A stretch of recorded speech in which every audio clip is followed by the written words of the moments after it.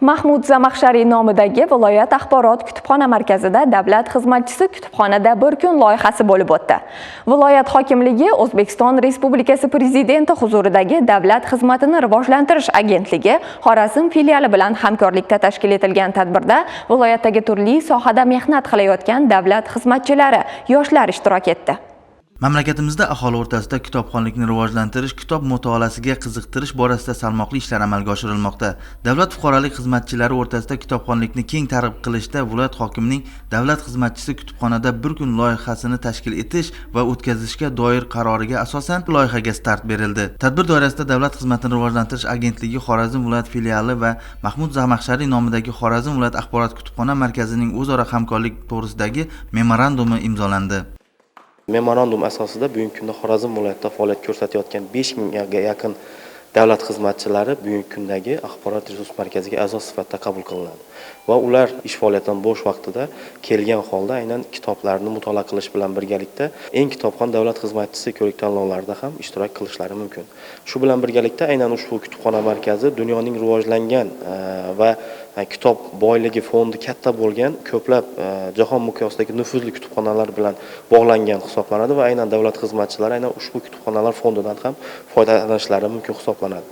Shu bilan birgalikda aynan biz memorandumda ko'rsatib o'tganmiz munozara to'garaklarini tashkil qilish, zakovat intellektual o'yinlarini tashkil qilish ham aynan nazarda tutilgan.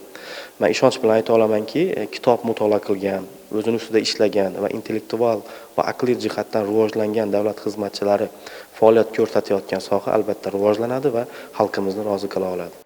Endilikda viloyatdagi barcha davlat tashkilotlari va organlari, hududiy boshqarmalari xodimlari reja-grafik asosida kutubxonaga kelib, kitoblar o'qishi, taqdimotlar, shaxsiy rivojlanish bo'yicha muhokamalar va tafakkur mashg'ulotlarini o'tkazishadi. Bunday tashabbuslar davlat xizmatchilarining faol intellektual va madaniy yetuk shaxs sifatida kamol topishiga xizmat qiladi. Darhaqiqat ushbu tadbirni tashkil qilishdan asosiy maqsad ham viloyatimizda davlat xizmatchilarining kitobga bo'lgan qiziqishini oshirish, mutolaa madaniyatini shakllantirish va faol kitobxonlar safini kengaytirishdan iborat. Davlat xizmatchisi kutubxonada bir kun tadbiri doirasida biz yozuvchilar, olimlar, ziyolilar bilan qator uchrashuvlar tashkil qilamiz. Mana nafaqat viloyat axborot kutubxona markazida, balki tumanlarda bu tadbirlarimiz davom etadi va albatta mana shu narsa bir kitobni har bir oilaga, har bir xo'jalikqa kirib borishiga, har bir xorazmlikni kitobxon qilishga albatta o'zining hissasini qo'shadi deb o'ylayman.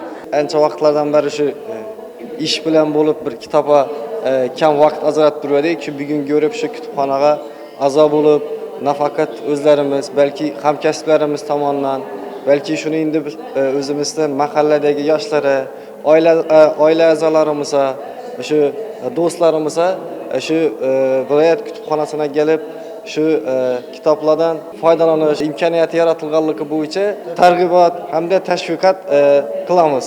Davlat xizmatchisi xodimlari shu asosan shu ish jarayonida ishga oid ma'lumotlar bilan sho'ng'ib ketganligimiz, balki bu badiiy kitoblarni o'qishimiz bizani shu yanada shu ishtiyoqimizni kuchaytiradi deb o'ylayman. Tadbir davomida O'zbekiston qahramoni Ibrohim G'ofurov bilan ma'rifiy suhbat ham tashkil etildi. Unda xorazmlik olimlar, san'atkorlar, yozuvchi va shoirlar, shuningdek, faol kitobxonlar ham ishtirok etdilar.